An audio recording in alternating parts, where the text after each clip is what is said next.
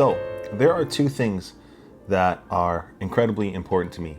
One being gaming, any sort of gaming in general, alongside an incredibly clean yet awesome desk setup. For myself, at least, I always try and have a sort of organized, clean, or somewhat minimal looking desk setup that sort of gives me a good place to unwind, relax, or otherwise get some work done. Now, I've done a lot of desk setup videos in the past, but I wanted to talk about this one in particular because this specifically is more so my relaxing setup, where I don't particularly feel pressured to do work here as I would down in my basement YouTube studio sort of area. And this is where I pretty much try and get the most of my gaming done, as of recently at least. At the same time, this is more so a spot where if I want to give myself permission to do some work, I also can. Now, for myself at least, I've been talking about it over the last couple months, where I like to talk about my New Year's resolution being to try and slow down and work less. And I'm happy to say, I guess 5.5 months down the road, it's no longer a resolution, but more so a reality, which I sort of mentioned in my last video. And I'm super stoked to finally have, I guess, the willpower to not work myself into oblivion, but to actually force myself to relax. And I'd be lying if there weren't some moments where I'm totally overworked even still. But my new norm, at least, has been to live a little bit slower, which is awesome.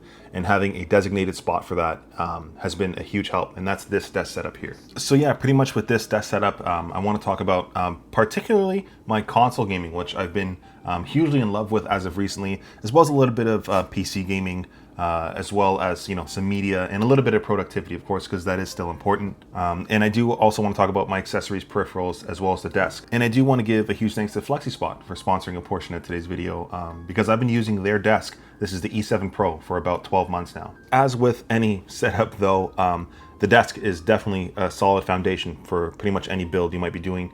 And this one particularly is a sit-stand desk. So for any of my aging millennial friends out there, your back will thank you if you're going to be standing up at least a little bit, which I like to do every hour or so. But yeah, of course, this is the E7 Pro sit-stand desk, which does allow me to change the height of the desk itself, which is pretty awesome. There's a little control panel here that does allow me to set a couple profiles for whether or not I'm sitting or standing, or otherwise I can set the height to anything I want in between if I'm doing any sort of cable management or anything else really. A little bonus too is that there is a little USB port here on the control panel, which sort of ends up acting like my charger for, you know, my end table, which I don't really have an end table. I have an entire desk next to the bed, but this does allow me to charge, you know, my phone, tablet, controllers, whatever else I might need. The desk itself is built incredibly solid, and I did end up going with this bamboo finish. I just prefer the lighter wood. It goes well with my accessories, and my walls are light, and it sort of contrasts well with this barn door behind me in my bedroom of all places. I have a barn door. I never really said that out loud, but the desk itself is built well and it's super solid. This desk does hold up to 440 pounds, which is quite a lot actually.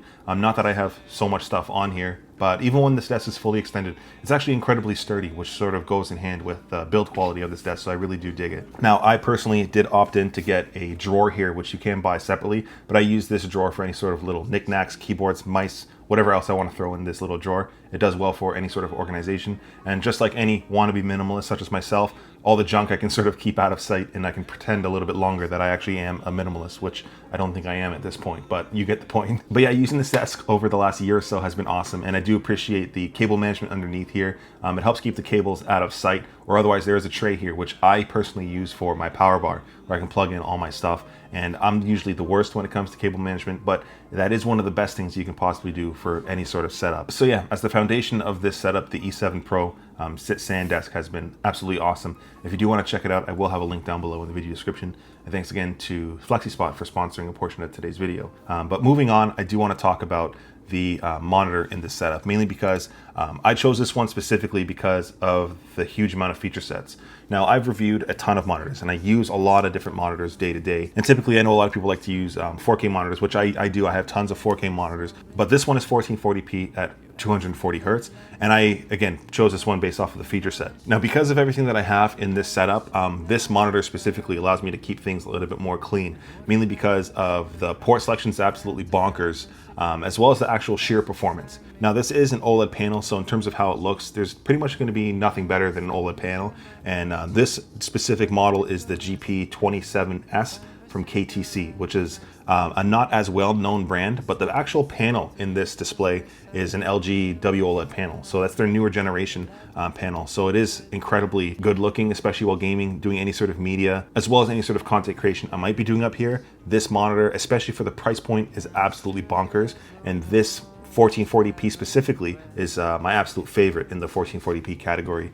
And it's typically, I don't know, maybe 2/3 or even half the price as a lot of the larger brand 1440ps. So I really do dig this one. This does have two HDMI 2.1 ports.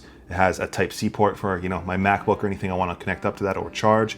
Likewise, it has, of course, a display port for my PC, as well as a built-in KVM switch. So the KVM switch allows me to transfer, you know, all of my mice and keyboards between my PC and my MacBook, which is absolutely badass. So I really, really dig this monitor. But yeah, when it comes down to gaming, I am going to be getting closer to 240 hertz on my gaming PC.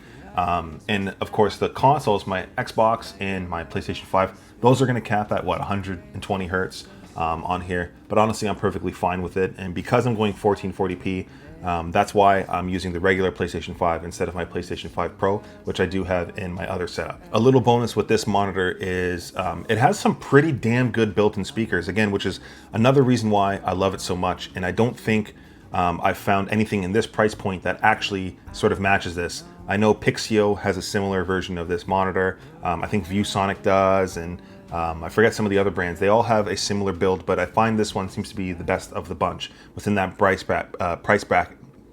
bracket. Geez. So yeah, for anybody looking to get their first OLED monitor in the budget space, budget can still be incredible, and this is definitely the 1440p I recommend across the board, plain and simple. But yeah, getting into the gaming side of things, my Xbox Series X has a soft spot in my heart. It simply is such an incredible game console, even though I play my PlayStation 5 more. I actually have a video coming up about the Series X, probably this month or next month, because it's aged pretty gracefully in 2025. I think at this point, I'm not even gonna call it the new gen because it's pretty old. I think this thing came out in what, 2020 or something like that, late 2020.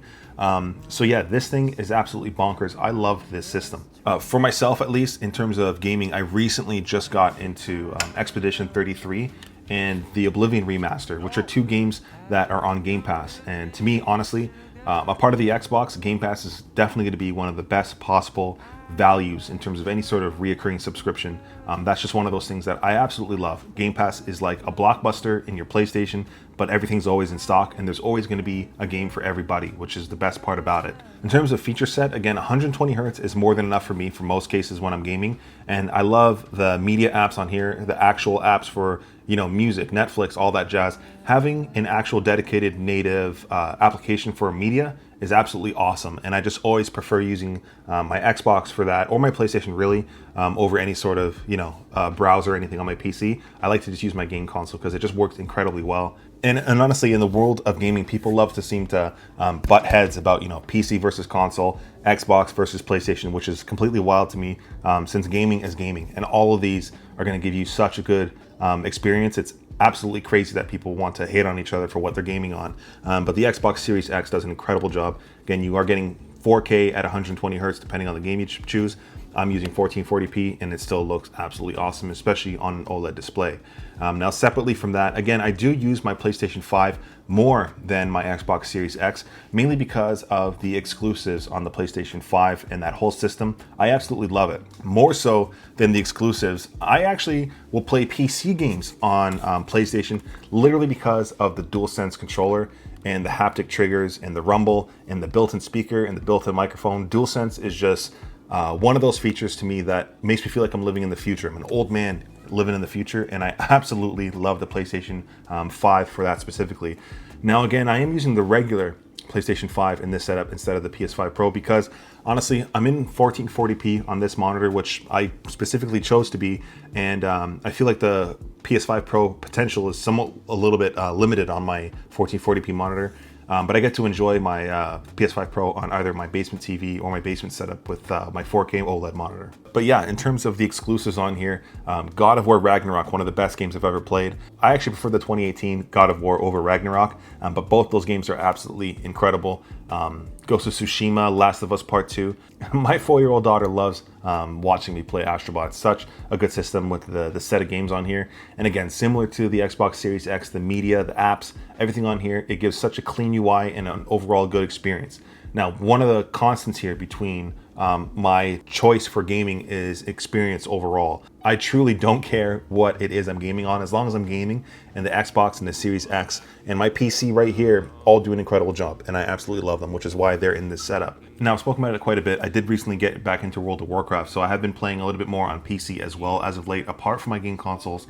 And in this setup, at least, I do have this tiny ROG NUC, which is a wildly compact RTX 4070 PC. Now, I do have my RTX 4090 PC in my other setup in the basement, but again, the constant here, like I mentioned, is going to be the experience, and I just love this tiny system for what it has to offer, considering the size of this thing. One of the games I love to play beyond World of Warcraft is going to be Marvel Rivals, which I actually play more on my PlayStation 5 because the controller experience is just more relaxing for me, which is what this setup is more so about. But for the times where I do want to dunk on 12-year-olds and show them who's boss, that was pretty corny. Am I going to take that out? I'll keep it. When I want to show the 12-year-olds who's boss, I love to play a little bit more competitively on PC with mouse and keyboard naturally. So yeah, I love to dunk on children using my 4070 NUC, which is an incredible machine for the size. But yeah, between any of these systems here, they also go super well into, media and stuff.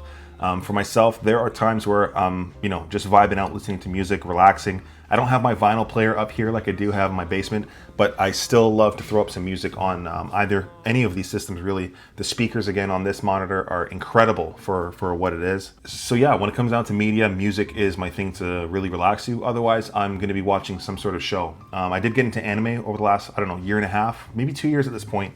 And I'm slowly making my way through the Studio Ghibli, I don't even know how you say it, the Studio Ghibli films, or otherwise some recommendations that people always leave in the comments. If you guys have another anime recommendation, leave it down below. Right now I'm working through Solo Leveling, which has been really, really good. So love that show. But yeah, at the end of a long day, at least, it could be, a mix of gaming, music, anime, or otherwise I might just listen to some sort of music and do some journaling, because I'm an old man now, I guess, who journals. Again, I was talking about the M4 MacBook Air, which is honestly probably my greatest recommendation when it comes to anything Mac or Apple related. Amongst any of their M4 machines or anything at all, this got a price cut this year, and they bumped up the RAM, and the performance is actually incredible. Now, I have a super beast Mac Studio downstairs that I use for all of my YouTube videos and editing, but that M4 MacBook Air can still handle my workflow incredibly well, and it's wildly impressive. Again, this monitor does have that Type-C port, so it does give me a one cable connection to my MacBook, which whenever I do want to, again, give myself permission to do any sort of my evening accounting courses, or if I'm going to be editing a video and I just want some natural sunlight up here instead of being in my basement, the M4 MacBook Air is an incredible machine. And again, between my RTX 4070 PC and my MacBook, this monitor does have a built-in KVM. So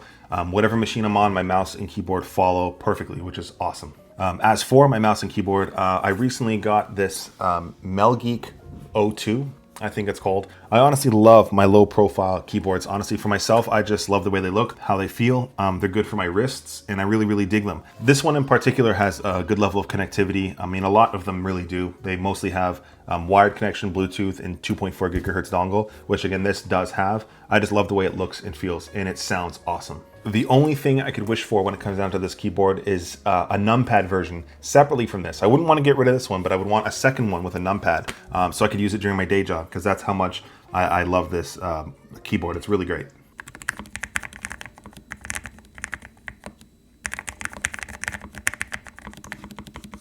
As for the mouse, I have two. This one is like, I don't know, a 6-year-old Red Dragon from when I used to play more World of Warcraft than I do now. And this is just an MMO mouse with the 12 buttons. That's really all I use it for, is just when I'm playing on WoW up here. It's not the greatest mouse, but it definitely gets the job done. Apart from that, I have this old Logitech G604, which is what I use for my FPS games up here. I'm not really too interested in mice. That's pretty much all I use up here. They're not the most interesting things to use, but they get the job done. When it comes down to audio though, for the times that I'm not using the speakers, if my kids are asleep or whatever, but I'm still vibing out up here, these headphones must be going on 8 or 9 years. These are the HyperX Cloud 2s, I think, the wired ones. And these are some of the longest lasting pieces of tech I've owned, and this has followed me through my getting married, getting my first home.